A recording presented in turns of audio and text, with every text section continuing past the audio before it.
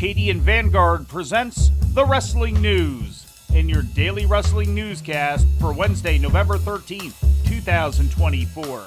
Good morning, I'm Mike Sempervive. We begin today with last night's NXT broadcast live on USA Network from the WWE Performance Center in Orlando, Florida. In the main event, Fallon Henley retained the NXT North American title against former champion Kalani Jordan with an illegal assist from Jayce Jane. Fall. Oh!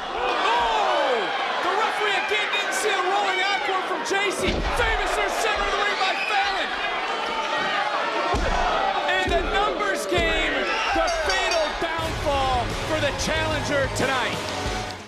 In the opening match, the team of Stephanie Vacour and Julia defeated Lash Legend and Jakara Jackson. In qualifying matches for the men's and women's Iron Survivor matches at NXT Deadline, Sol Ruca defeated Cora Jade, Wes Lee beat Cedric Alexander, and Lexis King lost to Javon Evans.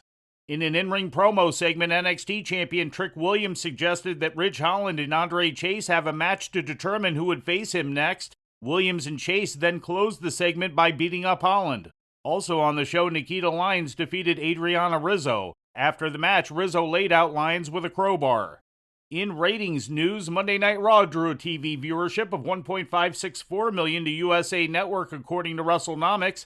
That's up from last week's audience of 1.465 million. In the 18 to 49-year-old demographic, the rating was a 0.49, also up from last week's rating of 0.42. Last Saturday's episode of AEW Collision drew a viewership of 332,000 to TNT according to WrestleNomics. That's slightly down from the previous week's audience of 349,000. The rating in the 18 to 49-year-old demographic was a 0.10, up from the previous week's rating of 0.09. And finally, in legal news, more information had surfaced on the copyright infringement lawsuit filed by the rock band American Nightmare against Cody Rhodes, WWE, and Fanatics over the use of the American Nightmare trademark. In a report in the Boston Herald, it was revealed that the original agreement between Rhodes and American Nightmare frontman Wesley Icehold allowed Rhodes and WWE to use the American Nightmare name on merchandise, but only if Cody Rhodes' name was featured more prominently, which the lawsuit alleges was not the case. Icehold is requesting a jury trial and a judgment against Rhodes, WWE, and Fanatics that they committed breach of contract, federal trademark infringement, and California trademark infringement.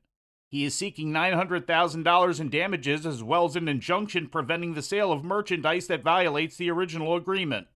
And before we leave you today, we'd like to remind you that however you consume your content, you can find the wrestling news 24 hours a day and 7 days a week across social media. On Twitter, follow us at Wrestling News AV. Our Facebook page is also Wrestling News AV. The Wrestling News can also be found on the Arcadian Vanguard YouTube page. And for those who utilize Amazon Echo devices, just tell Alexa to play the Wrestling News podcast. And remember to make sure you add podcast at the end. Once again, for daily updates, breaking news, and more, follow the Wrestling News across social media. And that's the news for today. If anything happens, we will be here to tell you about it.